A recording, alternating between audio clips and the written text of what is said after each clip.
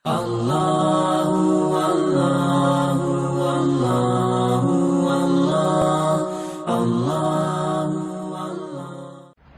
لله وكفى وسلام على عباده الذين اصطفى أما بعد أعوذ بالله من الشيطان الرجيم بسم الله الرحمن الرحيم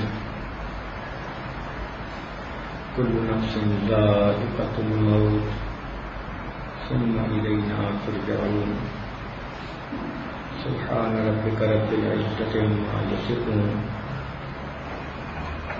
وسلام على المرسلين والحمد لله رب العالمين اللهم صل على سيدنا محمد وعلى آل سيدنا محمد وبارك وسلم. انسانی زندگی ہوا میں رکھے ہوئے چراغ کی مانند ہے. جس طرح ہوا میں رکھا ہوا چراغ ایک جھونکے کا محتاج ہوتا ہے، انسان کی زندگی بھی ایک پل کی محتاج ہوتی ہے. زندگی کیا ہے تھرکتا ہوا ننھا سا دیا، ایک ہی جھونکا جسے آ کے بجھا دیتا ہے. یا سرے مجگاں غم کا تھرکتا ہوا آنسو، پلک چھپکنا جسے مٹی میں ملا دیتا ہے. جس طرح رونے والے انسان کے پلکوں پہ آنسو ہوں تو پلک چھپکتے ہی مٹی میں جا ملتے ہیں، یہی ان زندگی کا حال کہ ایک لمحے میں انسان اس جہان سے اگلے جہان کی طرف روانہ ہو جاتا ہے. زندگی انسان کی ہے مانند مرغ بے نوا، شاخ پر کچھ دیر بیٹھا چہچہایا اڑ گیا.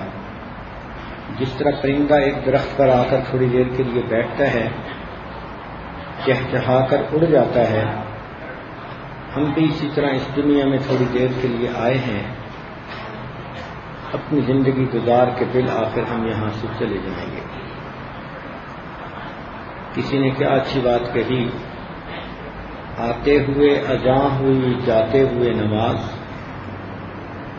آتے ہوئے اذاں ہوئی جاتے ہوئے نماز، اتنی ذرا سی دیر میں آئے چلے گئے. جب بچہ پیدا ہوتا ہے تو اس کے کانوں میں اذان تکبیر دی جاتی ہے، اور جب جاتا ہے تو نماز جنازہ پڑھی جاتی ہے. تو کہنے والے نے کہا کہ جتنی دیر اذان اور نماز کے درمیان ہے، اے انسان تیری زندگی بس اتنی ہی ہے. یہ دنیا کا نظام چلتا رہا ہے، چلتا رہے گا. ہم اپنی زندگی گزار کے دنیا سے چلے جائیں گے. کوئی آتا ہے کوئی جاتا ہے، محفل کا ہے رنگ وہی، ساقی کی نوازش جاری ہے، مہمان بدلتے رہتے ہیں. آج اس دھرتی پر ہم مہمان ہیں، ہم سے پہلے ہمارے باپ دادا تھے، آج ہم ہیں. ایک وقت آئے گا کہ ہم چلے جائیں گے، نئے لوگ ہوں گے، نئے چہرے ہوں گے جو ان دیسوں بستیوں کو آباد کریں گے. تو ہمیں چاہیے کہ دنیا کی زندگی کی اس مہلت میں اپنی آخرت کے لیے تیاری کر لیں.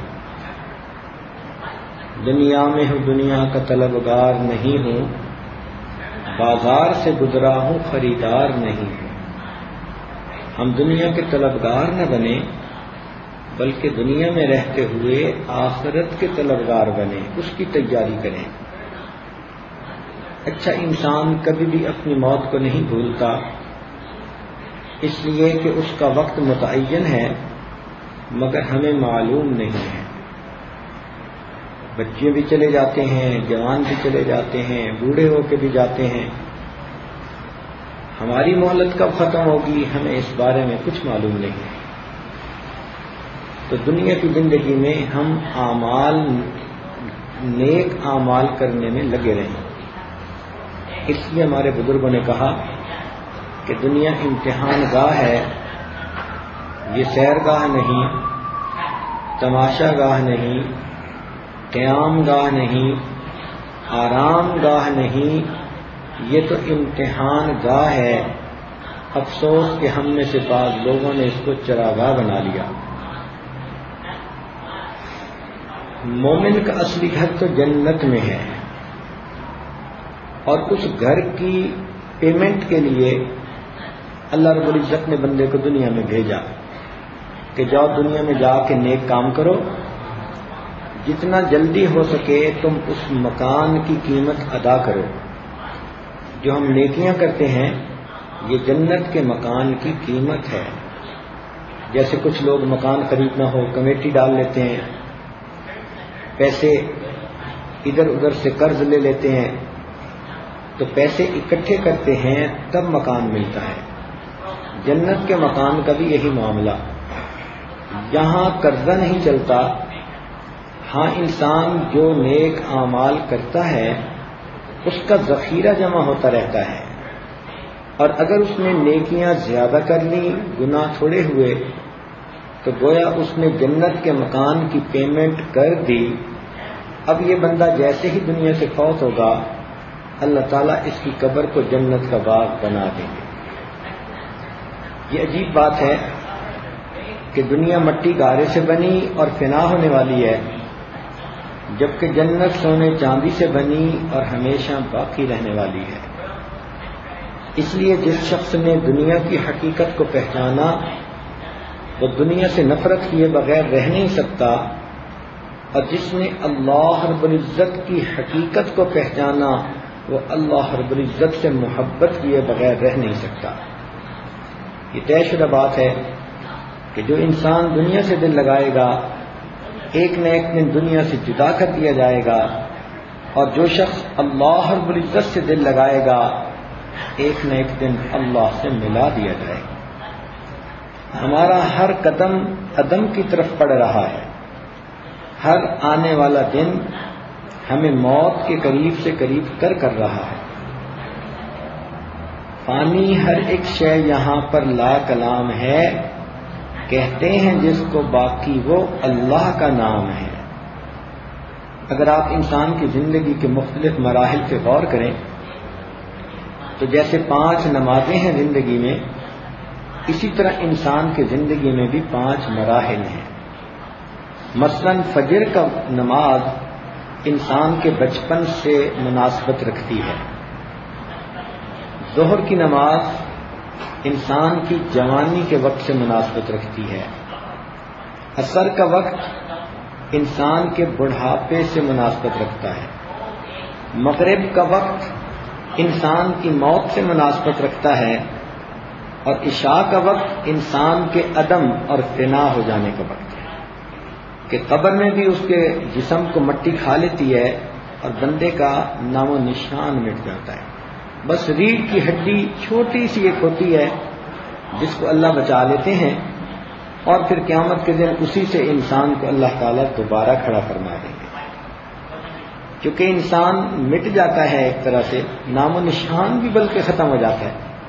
آپ ذرا غور کریں کہ آج سے 2000 سال پہلے جو لوگ آئے تو آج کسی کو ان کے ناموں کا بھی پتہ نہیں، تو ان لوگوں کے تذکرے ہی دنیا سے مٹ جاتے ہیں۔ اسی طرح آج سے 500-700 سال پہلے جو لوگ آئے، چند نمایاں لوگوں کے تذکروں کے علاوہ لاکھوں انسان، کروڑوں انسان دنیا میں آئے اور گئے، آج ان کا تذکرہ ہی نہیں دنیا میں۔ ہم اپنی زندگی میں دیکھیں، ہم نے اپنے پردادا کا کبھی تذکرہ کیا؟ الا ماشاء اللہ، زیادہ سے زیادہ کوئی یاد کر بیٹھتا ہے تو اپنے ماں باپ کو، ماں باپ سے اوپر کے لوگ یاد ہی نہیں ہوتے۔ اللہ تعالیٰ ایک وقت آتا ہے بندے کا تذکرہ ہی دنیا سے مٹا دیتے ہیں۔ کتنی عجیب بات ہے کہ بالآخر انسان کے نام نے بھی دنیا سے مٹ جانا ہوتا ہے۔ ایک بزرگ نے اپنے ایک مرید کو بلایا اور فرمایا کہ بھئی جو اس چیز سے تمہیں سب سے زیادہ نفرت ہے وہ میرے پاس لے کے آؤ۔ تو وہ بچہ خشک پاخانہ لے کر آیا، کہنے لگا کہ اس میں بدبو ہے، غلاظت ہے، نجاست ہے، مجھے اس سے سب سے زیادہ نفرت ہے۔ انہوں نے کہا کہ دیکھو ذرا غور کرو، کہ جب تم نے یہ غذا کھائی تو یہ کتنے خوشبودار پھل تھی، ذائقے دار کھانے تھی، تمہاری تھوڑی دیر کے ساتھ نے اس غذا کو کتنا بدبودار بنا دیا۔ تو ہمارا جسم اگر دیکھیں تو جسم تو کوئی ایسی چیز نہیں، ہم سے تو جانوروں کا جسم اچھا۔ گائے بھینس کو دیکھیں، اگر وہ چارہ کھاتی ہے تو دودھ بھی دیتی ہے۔ شہد کی مکھی کو دیکھیں، شہد بناتی ہے۔ ریشم کے کیڑے کو دیکھیں، ریشم بناتا ہے۔ جسمانی اعتبار سے ہم کیا بناتے ہیں؟ ہمارے جسم سے پیشاب پخانہ نکلتا ہے، کس کام کا؟ دیکھنے سے ہی نفرت ہوتی ہے۔ تو معلوم ہوا کہ جسم کی وجہ سے فضیلت نہیں ہے، فضیلت انسان کو اعمال کی وجہ سے ہے۔ تو جو انسان نیک اعمال کرتا ہوگا وہی اللہ کے ہاں مرتبہ اور مقام رکھے گا۔ حضرت علی عنہ فرمایا کرتے تھے کہ اگر دنیا کا انجام دیکھنا ہو تو 6 نعمتوں کو دیکھ لو۔ ایک، اپنے کھانے اور غذا کو دیکھو کہ جب پکایا جاتا ہے تو کتنا اچھی خوشبو ہوتی ہے، ذائقہ ہوتا ہے، مزیدار ہوتا ہے، اور جب انسان کھا کے جسم سے نکالتا ہے تو کتنا بدبودار ہوتا ہے۔ دوسرا فرماتے تھے کہ مشروبات کو دیکھو، یہ جو ہم جوس پیتے ہیں اور روح افزا اور مشروبات پیتے ہیں، فرماتے تھے کہ جب پیتے ہیں تو کتنے لذیذ اور خوشبودار ہوتے ہیں، اور جب انسان کی جسم سے نکلتے ہیں تو بدبودار پیشاب بن کر نکلتے ہیں۔ لباس کو دیکھو، جب نیا بنوایا جاتا ہے تو پرنٹ کیسا، رنگ کیسا، میچنگ کیسی، خوبصورت کتنا، اور یہی لباس جب کچھ عرصے کے بعد پرانا ہو کے پھٹتا ہے تو اس کے چیتھڑے بن جاتے ہیں۔ خوبصورت مکان کو دیکھو، جب بناتے ہیں تو کیسے ماربل کا بنا ہوا مکان نگینے کی طرح چمک رہا ہوتا ہے، اور کچھ عرصے کے بعد جب وہ کھنڈر بن جاتا ہے تو اس کی گری ہوئی دیواروں کو دیکھو کہ اس مکان کی کیا یاد دلاتی ہے۔ خوبصورت چہرے کو دیکھو، 15 سال کی عمر میں انسان کا حسن و جمال دیکھو تو اپنے جوبن پہ ہوتا ہے، اور وہی بندہ جو 15 سال کی عمر میں گلاب کے پھول کی طرح تھا، اگر اس کو 70 سال کی عمر میں دیکھو تو منہ پہ جھریاں پڑی ہوں گی، منہ میں دانت نہیں ہوگا، پیٹ میں آنت نہیں ہوگی، آنکھوں میں بینائی نہیں ہوگی، کانوں میں سنوائی نہیں ہوگی۔ کیا انسان ہوتا ہے اور کچھ عرصے کے بعد کیا بن جایا کرتا ہے۔ تو معلوم ہوا کہ اس دنیا میں جو چیز بھی آئی ہے بالآخر اس نے فنا ہونا ہی ہے۔ یہ دنیا فنا کے داغ سے داغدار ہے۔ تو اسی طرح ہمیں بھی بالآخر ایک دن اس دنیا سے چلے جانا ہے۔ اسی لیے مومن جب دنیا سے فوت ہوتا ہے تو دوسرے لوگ پڑھتے ہیں انا للہ و انا الیہ راجعون، کہ ہم اللہ کے ہیں اور ہم نے اللہ تعالی ہی کی طرف لوٹنا ہے۔ یہ ایسا ہی ہے کہ جیسے دکاندار اگر بوتلیں لائے پینے والی تو ان کو نیچے کے ریک میں رکھے یا اوپر کے ریک میں رکھے تو یہ مالک کی اپنی مرضی ہوتی ہے، اپنا چوائس ہوتا ہے۔ اللہ رب العزت نے بھی زمین اور آسمان کی 14 منزلہ بلڈنگ بنائی ہے، 7 زمینیں 7 آسمان، تو یہ 14 منزلہ بلڈنگ بن گئی۔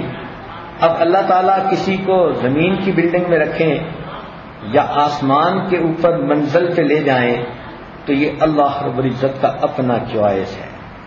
اس لیے امام غزالی رحمۃ اللہ علیہ لکھتے ہیں، اے انسان تجھے چاہیے کہ ہر وقت موت کے لیے تیار رہے۔ انہوں نے ایک مثال لکھی کہ ایک بادشاہ کا باغ تھا، اس نے ایک بندے کو بلایا، کہا کہ یہ ٹوکری سنبھالو اور اس باغ میں سے بہترین پھل اکٹھے کر کے لاؤ تو میں تمہیں انعام دوں گا۔ اس نے کہا یہ تو کوئی مسئلہ ہی نہیں۔ بادشاہ نے کہا کہ شرط یہ ہے کہ جدھر سے گزر کے آ جاؤ گے واپس ادھر جانے کی تمہیں اجازت نہیں ہوگی، 1 وے تمہیں سفر کرنا ہوگا۔ اس نے کہا ٹھیک ہے، یہ تو کوئی بگ ڈیل نہیں ہے۔ چنانچہ اس نے اپنے پاس وہ تھیلی لی اور باغ میں ایک دروازے سے داخل ہوا. پہلے حصے کے پھل اسے اتنے اچھے نہ لگے، دوسرے حصے میں آ گیا، وہاں کے پھل کچھ مناسب تھے. سوچا آگے جاتا ہوں بہتر پھل توڑوں گا، آگے پھل اور بھی زیادہ اچھے تھے. اس نے سوچا کہ میں اور آگے جاتا ہوں تاکہ بہترین پھل توڑوں، اور آگے گیا تو بہترین پھل تھے، دیکھ کے دل خوش ہوتا تھا. اس کے دل میں یہ خیال آیا کہ میں جیسے جیسے آگے بڑھ رہا ہوں ویسے ویسے پھلوں کی کوالٹی اور سائز بہتر ہوتا جا رہا ہے، تو میں اگلے اور آخری درجے سے پھل توڑوں گا اور بہترین پھل بادشاہ کی خدمت میں پیش کروں گا. جب وہ اگلے اور آخری درجے میں پہنچا تو یہ دیکھ کر حیران ہوا کہ وہاں کے درختوں پر تو پھل لگے ہوئے ہی نہیں تھے. اب وہ رونے کھڑا ہو گیا، کاش میں نے کچھ پھل توڑے ہوتے تو مجھے بادشاہ کے سامنے جاتے ہوئے شرمندگی تو نہ ہوتی. تو امام غزالی رحمۃ اللہ علیہ فرماتے ہیں کہ بادشاہ سے مراد اللہ رب العزت کی ذات ہے، اور بندے سے مراد تیری ذات ہے، اور باغ سے مراد تیری زندگی کا باغ ہے، اور اس ٹوکری سے مراد تیرا نام اعمال ہے، اور پھلوں سے مراد نیکیوں کے پھل ہیں جو تجھے زندگی میں توڑنے کی حکم دیا گیا. اور تیری زندگی کا ہر دن باغ کے ایک حصے کی مانند ہے، اور روز تو سوچتا ہے میں کل سے نیک بن جاؤں گا، یعنی میں اگلے حصے سے پھل توڑوں گا. جب کل آتا ہے پھر سوچتا ہے اچھا میں کل سے نیک ہو جاؤں گا. تو انسان کل کل کرتا رہتا ہے. ایک ایسا وقت آتا ہے کہ اس کی زندگی میں کل نہیں ہوتا، اس نے آج ہی اس دنیا سے چلے جانا ہوتا ہے. تو پھر اللہ رب العزت کے سامنے نیکیوں سے خالی نام اعمال لے کر جائیں گے تو ہمیں کتنی شرمندگی ہوگی. ایک اصول کی بات یاد رکھیں کہ دنیا کا جو کچھ ہے یہ بالآخر یہاں رہ جانا ہے.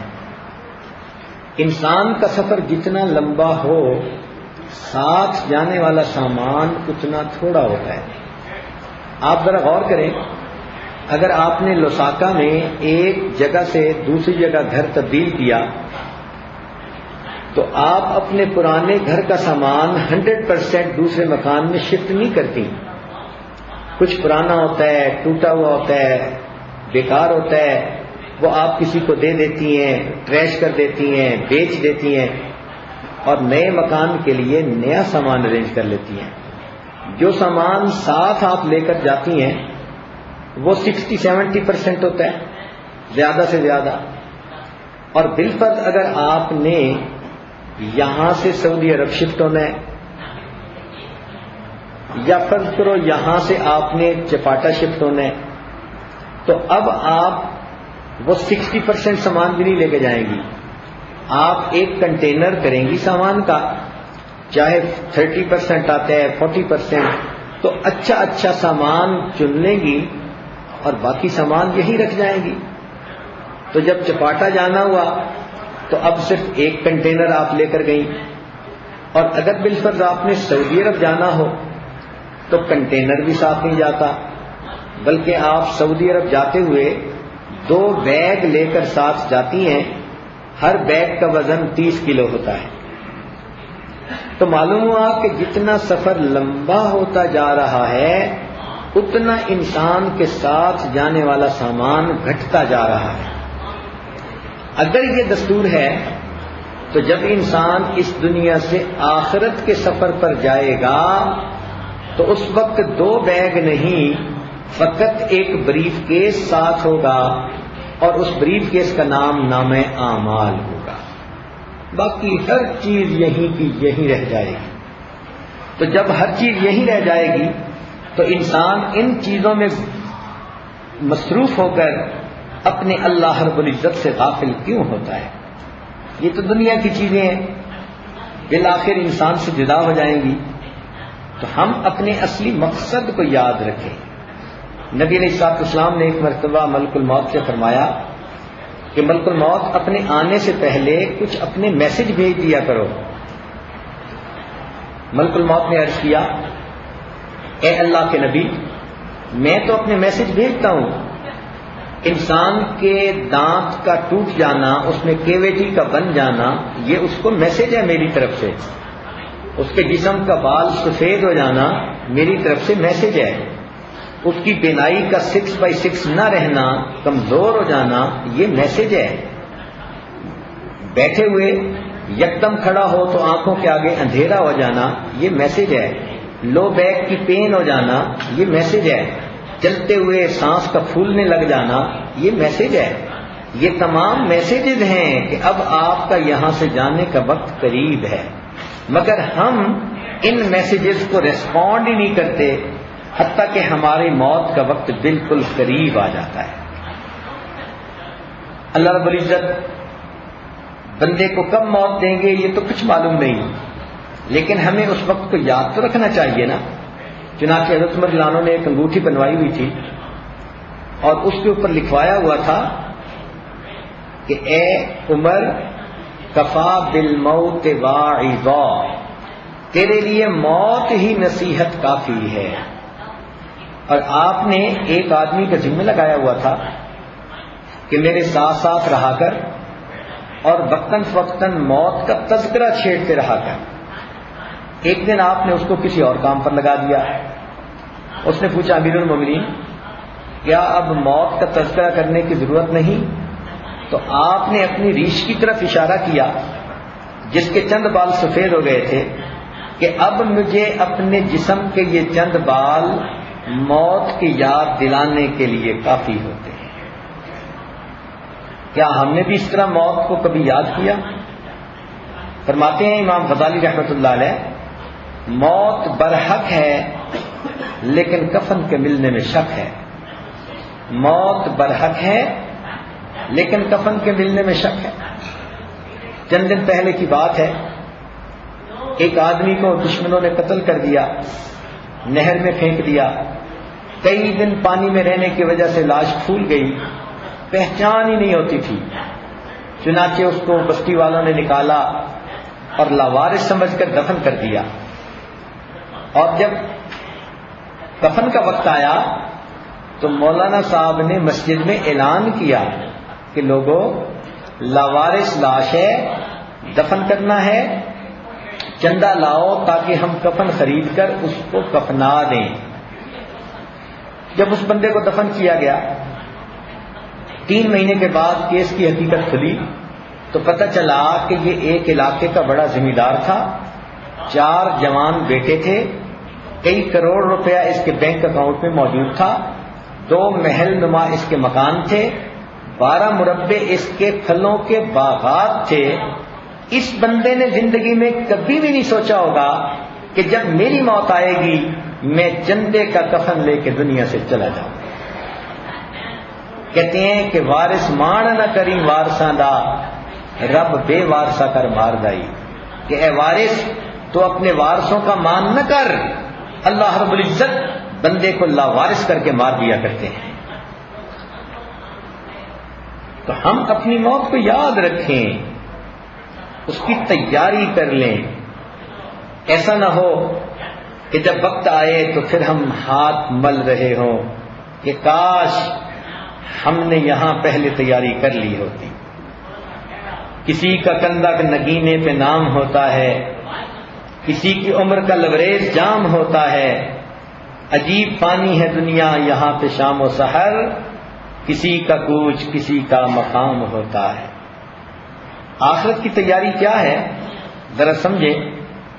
ایمان جو دنیا میں ہم حاصل کرتے ہیں یہ آخرت کی روشنی ہے، آخرت کی بجلی ہے.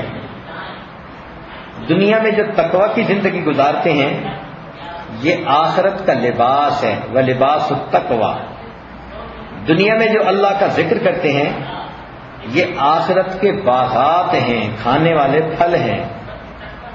اور دنیا میں اگر ہم مسجد بناتے ہیں تو یہ آخرت کا ہمارا مکان اور محل ہے. تو ان نیک اعمال کو کر کے ہم آخرت کی زندگی کی تیاری ابھی سے کر لیں. جن لوگوں نے موت کی تیاری کی ہوتی ہے ان کو موت کے وقت پریشانی نہیں ہوتی. چنانچہ ایک بزرگ گزرے ہیں پیر ننھے میاں بھوپالی، تو ان کی موت کا جب وقت آیا تو مسکرائے اور قریب کے لوگوں کو کہا السلام علیکم، اور پھر کہا لا الہ الا اللہ محمد الرسول اللہ، اور فوت ہو گیا۔ ایک بزرگ تھے، ان کی 3 سالہ بیٹی تھی، اس کا نام تھا حفصہ۔ ان پہ کچھ کیفیت تھی آخری وقت کی، تو وہ حفصہ بچی آئی اور ابو کے ساتھ بستر پر لیٹ گئی۔ وہ چاہتی تھی کہ ابو میرے ساتھ باتیں کریں، پیار کریں، مگر وہ تو آنکھیں بند کر کے خاموش لیٹے ہوئے تھے۔ تو یہ بچی ان سے باتیں کرتی رہی، کبھی ان کی آنکھیں کھولتی، کبھی منہ کھولتی، ان کے سینے کے اوپر چڑھ گئی، ابو کیا بات ہے آپ مجھ سے بات نہیں کرتے؟ پھر یہ ناراض ہو گئی کہ اچھا میں بھی آپ سے نہیں بولوں گی، اور دوسرے کمرے میں جا کے بچی نے رونا شروع کر دیا۔ ماں نے بچی کو روتے دیکھا تو اس نے کہا بیٹا کیوں رو رہی ہو؟ اس نے کہا ابو مجھ سے نہیں بولتے، میں نے اب ابو سے نہیں بولنا۔ تو ماں اس بچی کو اٹھا کے لائی اور ان بزرگوں کے قریب لا کر اس بچی کو کھڑا کیا اور کہا دیکھو نا، یہ پیاری پیاری حفصہ ناراض ہو گئی ہے آپ سے، آپ ذرا اس حفصہ سے باتیں کریں، اس کو منائیں۔ تو جب بیوی نے یہ کہا تو ان بزرگوں نے آنکھ کھول کر کہا کون سی حفصہ اور کیسی حفصہ؟ ہم نے تو اپنے یار کو منا لیا، لا الہ الا اللہ محمد رسول اللہ، کلمہ پڑھا، وہیں ان کی موت آ گئی۔ تو جن لوگوں نے محنتیں کی ہوتی ہیں پھر آخری وقت میں دنیا ان کے لیے رکاوٹ نہیں بنتی۔ وہ دنیا کے بارے میں کہتے ہیں کون سی دنیا کیسی دنیا، کون سی حفصہ کیسی حفصہ، ہم نے تو اپنے یار کو منا لیا۔ اور دستور یہی ہے کہ جس گھر والے سے نہ بنتی ہو نا، عورت کو کہا جائے نا کہ تجھے اس گھر میں لے جا رہے ہیں، یہ کہے گی میرا تو جانے کو جی نہیں چاہتا، اس گھر کی عورت تو مجھے اچھا نہیں سمجھتی، وہ تو مجھے تیوریاں دیکھتی ہے اور میرے متعلق باتیں کرتی ہے اور برا گمان رکھتی ہے، میں تو اس گھر میں قدم ہی نہیں رکھ سکتی۔ ہم جس گھر کے لوگوں سے محبت کا تعلق نہ بنا پائیں، ہم قدم رکھنے کو تیار نہیں ہوتے۔ آپ سوچیں اگر اللہ رب العزت سے یہ تعلق نہ جوڑ سکے، کل آخرت کے دربار میں اللہ کے سامنے ہم کیسے کھڑے ہو سکیں گے؟ اور موت تو بالآخر آتی ہے۔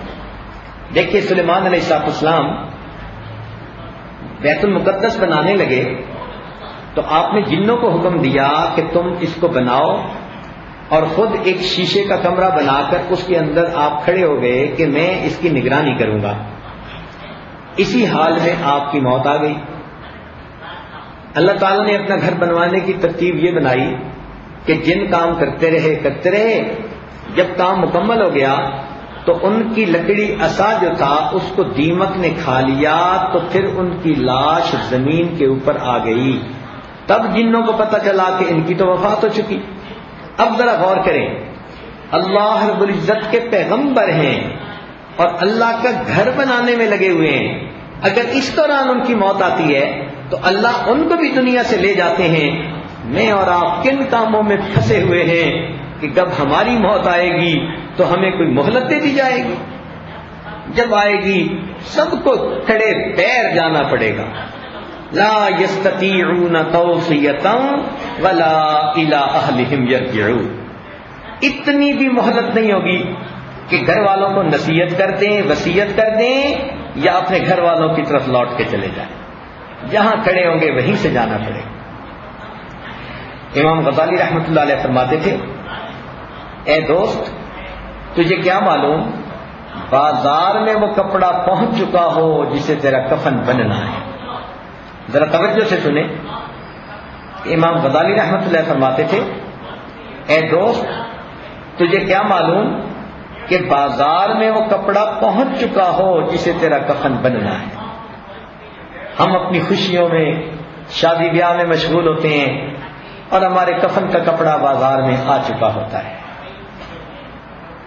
نبی علیہ السلام نے ارشاد فرمایا میری امت کی عمریں بین 70 و 60، 60-70 کے درمیان ایوریج لائف۔ ویسے تو کوئی پیدا ہوتے ہی بچہ فوت ہو جائے گا، کوئی 100 سال کا جا کر مرے گا، لیکن جب گراس ایوریج نکالیں گے پوری امت کی تو وہ 60 سال ہی بنے گی۔ اب اگر 60 سال ایوریج عمر ہے اس امت کی، تو اس کا مطلب یہ ہوا کہ جو عورتیں 40 سے اوپر کی زندگی گزار رہی ہیں وہ اپنی زندگی کے ظہر عصر کا وقت گزار رہی ہیں، اور عصر کے بعد سورج کے غروب ہوتے ہوئے دیر نہیں لگا کرتی۔ اب ہمیں اپنی موت کی تیاری کی طرف سوچنا چاہیے۔ ہم نے اپنی جوانیوں کے مزے لوٹ لیے، اب ہمیں اپنے آخرت کے گھر کی فکر لگ جانی چاہیے۔ یوں تو پتہ ہی نہیں کہ کس بچی کو موت آ جائے، جوانی میں بھی موت آ جاتی ہے۔ کیا ہم نے اپنی آنکھوں کے سامنے نہیں دیکھا کیسے کیسے نوجوان تھے کہ جن کے جنازوں کو مرد اپنے کندھوں پہ اٹھا کے بالآخر قبرستان لے کر چلے گئے؟ تو موت تو انسان کی کسی وقت بھی آ سکتی ہے، مگر اس کے لیے بندے کو تیار رہنا چاہیے تاکہ جب موت کا وقت آ جائے تو اس کو جانے میں دیر نہ ہو۔ یاد رکھیں، اگر موت کو حکومت کے ذریعے سے ٹالا جا سکتا، فرعون کو کبھی موت نہ آتی۔ اگر موت کو وزارت کے ذریعے سے ٹالا جا سکتا، حامان کو کبھی موت نہ آتی۔ اگر موت کو قوت بازو کے ذریعے سے ٹالا جا سکتا، رستم و سہراب کو موت نہ آتی۔ اگر موت کو حکمت و دانائی کے ذریعے سے ٹالا جا سکتا، لقمان علیہ السلام کو موت نہ آتی۔ اگر موت کو دواؤں کے ذریعے سے ٹالا جا سکتا، افلاطون اور جالینوس کو موت نہ آتی۔ اگر موت کو مال و دولت کے ذریعے سے ٹالا جا سکتا، قارون کو کبھی موت نہ آتی۔ اگر موت کو حسن و جمال کے ذریعے سے ٹالا جا سکتا، یوسف علیہ السلام کو موت نہ آتی۔ اگر موت کو محبتوں کے ذریعے سے ٹالا جا سکتا، کوئی بھی جوان بیوی اپنی آنکھوں کے سامنے جوان خامد کو نہ مرنے دیتی۔ اگر موت کو محبتوں کے ذریعے سے اگر موت کو وفاؤں کے ذریعے سے ٹالا جا سکتا، کوئی بھی ماں اپنی گود میں پڑے معصوم بیٹے کو نہ مرنے دیتی۔ مگر ہم نے کتنی مرتبہ آنکھوں سے یہ منظر دیکھا ہے، ایک جوان آدمی بستر پر لیٹا ہوتا ہے، گھر کی ساری عورتیں جمع ہیں، رو رہی ہیں، وہ جوان کسی سے کوئی بات نہیں کرتا۔ بیٹی آگے بڑھتی ہے، ابو بتائیں تو صحیح آپ کو کیا ہوا، میں آپ کی بیٹی ہوں، ابو میرے سر پہ شفقت کا ہاتھ رکھ دیجئے، ابو مجھ سے بات کر لیجئے۔ باپ کوئی بات نہیں کرتا، بیٹی روتی رہ جاتی ہے۔ بہن آگے بڑھتی ہے، میرے بھائی، میرے ویر، مجھے بتائیں تو صحیح آپ کو کیا ہوا، مگر وہ خاموش ہوتا ہے۔ بہن پوچھتی رہتی ہے، اپنی بہنوں کو بات تو بتاؤ، کیا ہوا، بات ہی نہیں کرتے۔ جوان کوئی بات نہیں کرتا۔ بالآخر بیوی آگے بڑھتی ہے، کہتی ہے، میرے سرتاج، مجھے تو بتائیں آپ کو کیا ہوا، مگر وہ کوئی جواب نہیں دیتا۔ بیوی روتی ہے، اگر میری کسی بات سے آپ خفا ہو گئے، میں سوری کر لیتی ہوں، میں پاؤں پکڑ کے منا لیتی ہوں، پلیز آپ مان جائیے، بولنا تو نہ چھوڑیے۔ آپ تو میرے سامنے تنہائی میں اپنے دل کے راز کھول دیا کرتے تھے، آج مجھ سے بات ہی نہیں کر رہے، میری طرف دیکھنا پسند نہیں کر رہے۔ آپ کو اگر خدمت کی ضرورت ہے، میں 24 گھنٹے کی خادمہ حاضر ہوں، کچھ کھانا چاہیے میں پکانے کو تیار، خدمت چاہیے میں خدمت کے لیے حاضر، مجھے بتائیں تو صحیح آپ کو کیا ہوا۔ وہ جوان کوئی بات نہیں کرتا، بیوی روتی رہ جاتی ہے۔ بالآخر پوری ماں آگے بڑھتی ہے، کہتی ہے، میرے بیٹے، میرے نور نظر، میرے لخت جگر، مجھے بتاؤ تو صحیح تمہیں کیا ہوا۔ مگر بیٹا آگے سے کوئی جواب نہیں دیتا۔ ماں اپنے خیالات کی دنیا میں سوچتی ہے، بیٹے، جب میری شادی کو کچھ سال گزر گئے تھے، مجھے امید نہیں لگتی تھی، میں اولاد کی خاطر دیوانی بن گئی تھی۔ جب نماز پڑھتی اولاد کی دعا مانگتی، قرآن پڑھتی اولاد کی دعا مانگتی، رمضان کے روزے افطار کرتی اولاد کی دعا مانگتی۔ بیٹے میں عمرے پر بھی گئی، غلاف کعبہ کو پکڑ کے اولاد کی دعائیں مانگی، مقام ابراہیم پہ سجدے کر کے اولاد کی دعائیں مانگی، اللہ کے گھر کا طواف کیا، اولاد کی دعائیں مانگی۔ بیٹے، مجھے پتہ چلتا کوئی بزرگ آئے ہوئے ہیں، میں اولاد کی دعا کے لیے پیغام بھیجتی تھی، میں لیلۃ القدر میں جاگتی اولاد کی دعائیں مانگتی۔ بیٹے، میں نے علاج بھی کروائے، دعائیں بھی کروائیں، اور پھر جس دن تمہاری ولادت ہوئی، بیٹے میرے خوشیوں بھرا دن تھا، میں تمہارے چہرے کو دیکھتی تھی، میرے غم دور ہو جاتے تھے۔ بیٹے، میں نے تمہیں محبتوں سے پالا، پہلے تمہیں پلاتی، بعد میں خود پیا کرتی تھی، پہلے پہلے تمہیں کھلاتی بعد میں خود کھایا کرتی تھی، پہلے تمہیں سلاتی تھی بعد میں خود سویا کرتی تھی۔ بیٹے تمہاری پیدائش سے پہلے میں اپنے میاں کے ساتھ کبھی باہر جاتی، اپنا کپڑا جوتی خرید کے لاتی تھی، تمہارے پیدا ہونے کے بعد میں تو اپنے آپ کو بھول ہی گئی، کبھی جانا بھی ہوتا چھوٹی چھوٹی چیزیں ڈھونڈتی پھرتی، میرے بیٹے کا جوتا ایسا ہو، میرے بیٹے کا فیڈر ایسا ہو، میرے بیٹے کا کھلونا ایسا ہو۔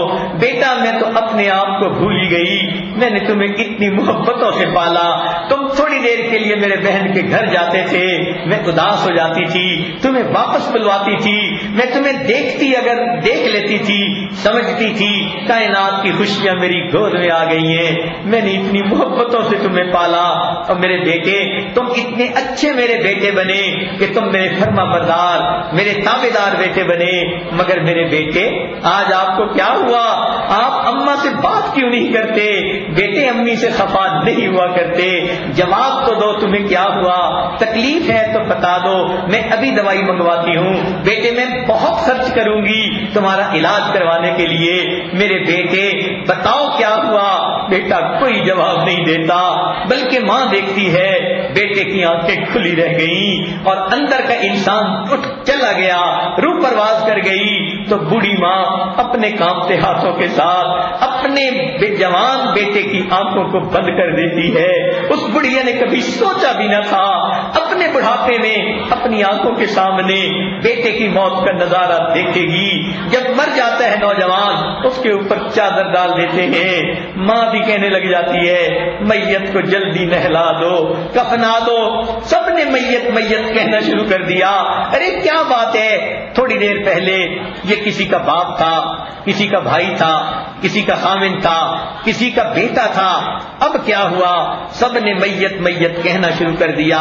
جواب ملے گا پہلے جو اصل انسان تھا، روح وہ اس میں سے نکل کے چلی گئی، اب مکان باقی رہ گیا، مکی چلا گیا، اب اس کو بھی ہم اصلی مکان کی طرف لے کر جائیں گے۔ چنانچہ اس نوجوان کو نہلا دیتے ہیں، کفنا دیتے ہیں، دروازے کے اوپر ایک مجمع جمع ہوتا ہے، پوچھو تم کون لوگ ہو؟ کہیں گے ہم اس کے دوست ہیں، رشتہ دار ہیں، بھائی ہیں، کزن ہیں، ہم اس کو اصلی گھر پہنچائیں گے۔ ارے یہ بھی تو گھر اسی کا تھا، اس نے زمین خریدی، اس نے گھر بنوایا، نقشہ اس نے پاس کروایا، فرنیچر اسی نے ڈھونڈا، اور اس کا ایک ایک جو ہے وہ اس چیز اس نے خود جا کر پسند کی، ابھی تو دیواریں بھی میلی نہیں ہوئی، کہاں لے کے جاتے ہو؟ کہیں گے یہ دنیا میں کئی کنال کا گھر، یہ تو عارضی مقام تھا، اصلی گھر تو کوئی اور ہے۔ چنانچہ اس کو قبرستان میں لے جاتے ہیں، 2 گز زمین کا ٹکڑا، چھوٹا سا تیرا گھر ہے، انسان کے قد کے حساب سے اس کی قبر کھود دی جاتی ہے، کوئی وہاں بجلی کا انتظام نہیں ہوتا، کوئی ایئر کنڈیشنر کی ڈکٹنگ نہیں ہوتی، کوئی وہاں فوم کا گدا نہیں ہوتا، کوئی دل بہلانے کے لیے نہیں ہوتا، اکیلے انسان کو وہاں پر دفنا دیتے ہیں۔ اور ہم نے تو آنکھوں سے دیکھا، جوان بیٹے کی موت ہوئی، بوڑھا باپ اس کو دفنانے کے لیے قبر میں اترا، شریعت کا حکم ہے جو زیادہ قریبی رشتہ دار ہو قبر میں وہ اترے اور میت کو زمین کے اوپر رکھے۔ جس باپ نے بیٹے کے جسم پر کبھی میلا کپڑا برداشت نہیں کیا تھا، آج بیٹے کو زمین کے اوپر لٹا رہا ہے اور پھر اس کے اوپر منو مٹی ڈال رہا ہے۔ یہ کیسی عجیب بات ہے، یہ تو شریعت کا حسن ہے، جمال ہے کہ شریعت نے مردوں کو حکم دیا کہ دفن کے لیے فقط مرد جائیں، عورتوں کو قبرستان جانے کی اجازت نہیں۔ اگر بالفرض و تقدیر عورتوں کو بھی حکم دے دیا جاتا کہ یہ بھی جا کے اپنے پیاروں کو دفن کر کے آئیں، اور بوڑھی ماں کو جوان بیٹا دفن کرنا پڑ جاتا، مجھے لگتا ہے ماں بھی خود ہی ساتھ دفن ہو جاتی۔ یہ تو مردوں کو اللہ نے دل دیے ہیں، اپنے پیاروں کو دفن کر کے آ جاتے ہیں، منو مٹی ڈال دیتے ہیں اور پھر کہتے ہیں لے او یار حوالے رب دے، اب اس کو اللہ کے حوالے کر دیتے ہیں۔ تو جب کل ایک دن اللہ کے حوالے ہونا ہے، کیوں نہ انسان اپنی زندگی میں اپنے آپ کو اللہ کے حوالے کر دے، اللہ رب العزت کے حکموں کے مطابق زندگی گزارے اور آخرت کی تیاری کر لے، اس لیے کہ بالآخر ایک دن انسان کو قبر میں جانا ہی ہے۔ حدیث پاک کا مفہوم ہے جب کسی نیک بندے کی موت آتی ہے اللہ تعالیٰ فرشتوں کو حکم دیتے ہیں یہ میرا عاشق تھا، یہ میرا چاہنے والا تھا، اس کا جنازہ اٹھے گا، تم راستے کے دونوں طرف استقبال کے لیے چلے جاؤ، عاشق کا جنازہ ہے، ذرا دھوم سے نکلے۔ سبحان اللہ، اللہ رب العزت اس کے لیے کس قدر پروٹوکول دے رہے ہیں۔ چنانچہ کتابوں میں لکھا ہے نیک بندے کی موت آتی ہے، زمین کے وہ ٹکڑے روتے ہیں جہاں بیٹھ کے اللہ کی یاد کیا کرتا تھا، آسمان کے وہ دروازے روتے ہیں جہاں سے اس کے لیے رزق اتارا کرتا تھا۔ اللہ اکبر، نیک آدمی کی موت پہ دیکھو کیا معاملہ ہوتا ہے۔ چنانچہ بندے کو بالآخر جا کر قبر میں لٹا دیا جاتا ہے۔ حدیث پاک میں آتا ہے کہ جب بندہ قبر میں لیٹ جاتا ہے اللہ تعالیٰ فرشتوں کو کہتے ہیں یہ میرا بندہ دنیا سے تھکا ماندہ آیا ہے، اسے کہہ دو نم کنومۃ العروس، اے بندے دلہن کی نیند سو جا۔ یہاں محدثین نے بڑی تفصیل لکھی کہ یہ کیوں نہ کہا میٹھی نیند سو جا، آرام کی نیند سو جا، گہری نیند سو جا، بلکہ یہ کہا دلہن کی نیند سو جا۔ تو فرمایا کہ اس لفظ کو استعمال کرنے میں راز ہے، وہ اس لیے کہ جب دلہن پہلی رات سوتی ہے اس کو وہی جگاتا ہے جو اس کا خاوند، اس کا محبوب ہوتا ہے۔ آج یہ نوجوان بندہ قبر میں سو رہا ہے، کل قیامت کے دن اس کو وہی جگائے گا جو اس کا محبوب حقیقی ہوگا۔ دلہن کی آنکھ کھلی تو خاوند کے چہرے پہ پڑی، اس مومن کی آنکھ کھلے گی قیامت کے دن تو اللہ رب العزت کا دیدار ہوگا۔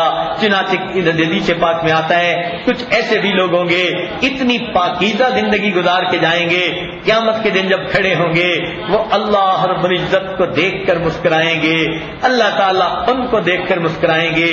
آواز آئے گی یا ایتھا النفس المطمئنہ ارجعی الی ربک راضیۃ مرضیہ فادخلی فی عبادی وادخلی جنتی۔ تو جب بالآخر ہم نے اللہ رب العزت کے حضور چلے ہی جانا ہے تو کیوں نہ ہم اس کے لیے آج تیاری کر لیں۔ یہ زندگی کا جو چند دن رہ گئے ان میں ہم اپنے رب کو منا لیں۔ ہم نے رمضان مبارک میں روزے رکھے، تراویح پڑھی، اللہ تعالیٰ کو منانے کی کوشش کی، یہ تو ہمارے اعمال تھے۔ اب ہمیں اس بات پہ اللہ سے فریاد کرنی چاہیے اے اللہ اب آپ ان عملوں کو قبول بھی فرما لیں۔ جب تک قبول نہیں ہوں گے اس وقت تک ان عملوں کا ہمیں کوئی فائدہ نہیں۔ ہم نہیں دیکھتے کئی مرتبہ بازار جاتے ہیں سبزی خریدنے کے لیے، بڑے اچھے پھل پڑے ہوتے ہیں، دکاندار کہہ بھی دیتا ہے جناب کیلے لے لیجئے، سیب لے لیجئے، ہم ایک نظر اس پر ڈالتے ہیں اور انکار کر دیتے ہیں، ہمیں ان کی ضرورت نہیں ہے۔ اگر ہم اس طرح اچھی کوالٹی کے پھلوں کو دیکھ کر بھی انکار کر دیتے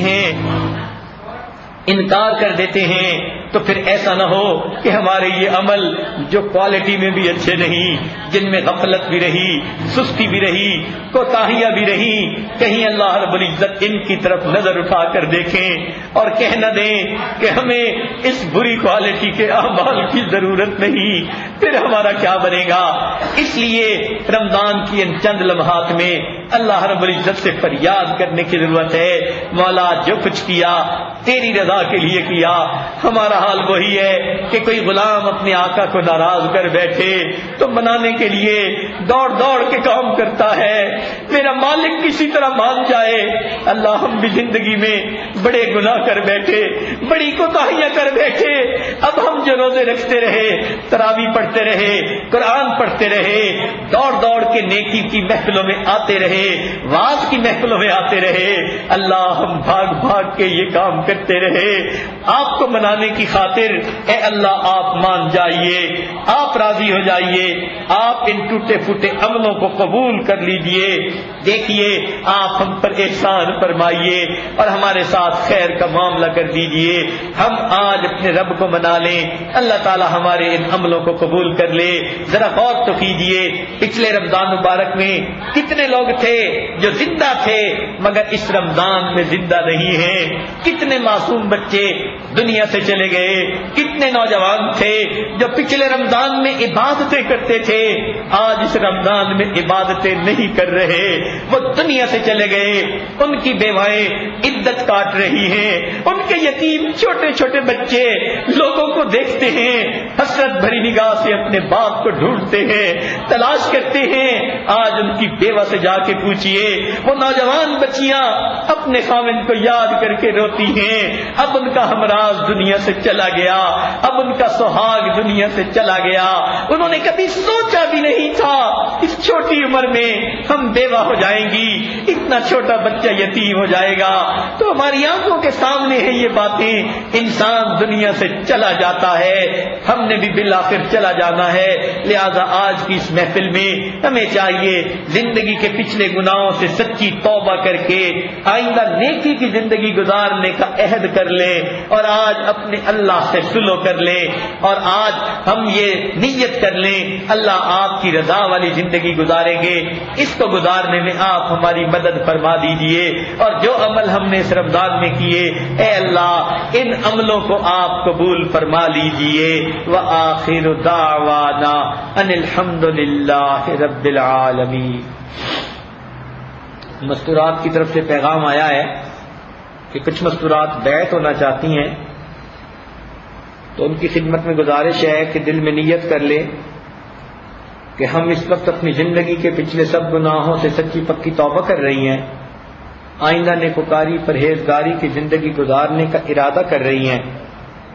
اس نیت کو لے کر بیٹھ جائیں, اور چند کلمات یہ عاجز پڑھائے گا وہ آہستہ آہستہ پیچھے پیچھے پڑھتی رہیں, تو انشاءاللہ وہ بھی اس بیعت کے عمل میں شریک ہو جائیں گی. اللہ رب العزت پچھلے گناہوں کو معاف فرمائیں گے, اور آئندہ کے لیے اللہ تعالیٰ نیکوکاری میں انسان کی مدد فرمائیں گے. الحمدللہ وکفا وسلام علی عبادہ الذین اصطفیٰ, اما بعد. یہ کلمات سچے دل کے ساتھ پیچھے پیچھے پڑھیے. بسم اللہ الرحمن الرحیم. لا الہ الا اللہ محمد الرسول اللہ. آمنت باللہ وملائکتہ وکتبہ ورسلہ والیوم الآخر والقدر خیرہ وشرہ من اللہ تعالی والبعث بعد الموت. آمنت باللہ کما ہوا باسمائہ وصفاتہ وقبلت جمیع احکامہ اقرار باللسان وتصدیق بالقلب. اشہد ان لا الہ الا اللہ واشہد ان محمدا عبدہ ورسولہ. استغفر اللہ ربی من کل ذنب واتوب الیہ برحمتک یا ارحم الراحمین. ان کلمات کو پڑھنے سے آپ بیعت ہو چکی ہیں. اب چند معمولات سن لیجئے. ایک تو 100 مرتبہ درود شریف صبح اور شام پڑھا کریں, 100 مرتبہ استغفار صبح اور شام پڑھا کریں. قرآن مجید کے روزانہ تلاوت کیا کریں. جن دنوں میں عورتوں نے نماز نہیں پڑھنی ہوتی ان دنوں میں قرآن پاک کی تلاوت بھی نہ کیا کریں, اللہ تعالیٰ ان کو بن کیے اجر اور ثواب عطا فرما دیتے ہیں. ہر وقت چلتے پھرتے لیتے بیٹھے دل میں اللہ تعالیٰ کا دھیان رکھیں. دست بکار دل بیار, ہاتھ کام کاج میں مشغول اور دل اللہ تعالیٰ کی یاد میں مشغول. کھانا پکاتے, کپڑے دھوتے, گھر کے کام کرتے, ہاتھ کام کاج میں مصروف رہیں اور اپنے دل میں آپ اپنے رب کو یاد کرتی رہیں. گو میں رہا رہی نے ستم ہائے روزگار, لیکن تیرے خیال سے غافل نہیں رہا. اور آخری چیز ہے مراقبہ یعنی ذکر قلبی. تو اس کے لیے صبح اور شام تھوڑا وقت فارغ کر کے بیٹھ جایا کریں. آنکھوں کو بند کر لیا, سر کو جھکا لیا, دنیا جو کچھ دنیا میں ہے ہر چیز سے ہٹ کٹ گئی، یہ سوچا اللہ رب العزت کی رحمت آ رہی ہے، میرے دل میں سما رہی ہے، میرے دل کی ظلمت اور سیاہی دور ہو رہی ہے، میرا دل کہہ رہا ہے اللہ اللہ اللہ۔ انشاءاللہ 15-20 منٹ روزانہ کا مراقبہ آپ کے دل کو منور کرے گا اور آپ کے دل میں اللہ رب العزت کی محبت میں اضافہ کرے گا۔ ان معمولات کی پابندی کریں گی تو ان کی برکتیں آپ اپنی آنکھوں سے خود دیکھیں گی۔ ابھی تھوڑی دیر کے لیے مراقبہ کر لیجئے تاکہ پھر دعا کریں۔ آنکھوں کو بند کر لیجئے، سر کو جھکا لیجئے، دنیا اور جو کچھ دنیا میں ہے اس سے ہٹ کٹ کے اللہ رب العزت کی یاد میں ڈوب جائیے۔ ایک دن مرنا ہے آخر موت، کر لے جو کرنا ہے آخر موت، تو برائے بندگی ہے یاد رکھ، بہر سر افندگی ہے یاد رکھ، ورنہ پھر شرمندگی ہے یاد رکھ، چند روزہ زندگی ہے یاد رکھ، ایک دن مرنا ہے آخر موت، کر لے جو کرنا ہے آخر موت، کیسے کیسے گھر اجاڑے موت نے، کھیل کتنوں کے بگاڑے موت نے، پیل تن کیا کیا پچھاڑے موت نے، سرو پد قبروں میں گاڑے موت نے، ایک دن مرنا ہے آخر موت، کر لے جو کرنا ہے آخر موت، نفس اور شیطان ہے خنجر در بغل، وار ہونے کو ہے اے غافل سنبھل، پڑ نہ جائے دین و ایمان میں خلل، باز آہاں باز آ اے بے عمل، ایک دن مرنا ہے آخر موت،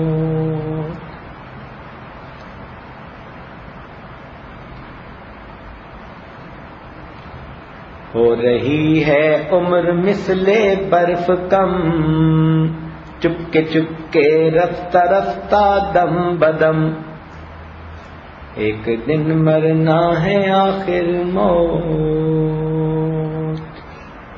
کر لے جو کرنا ہے آخر موت، تو نے منصب بھی اگر پایا تو کیا، قصر عالی شاں بھی بنوایا تو کیا،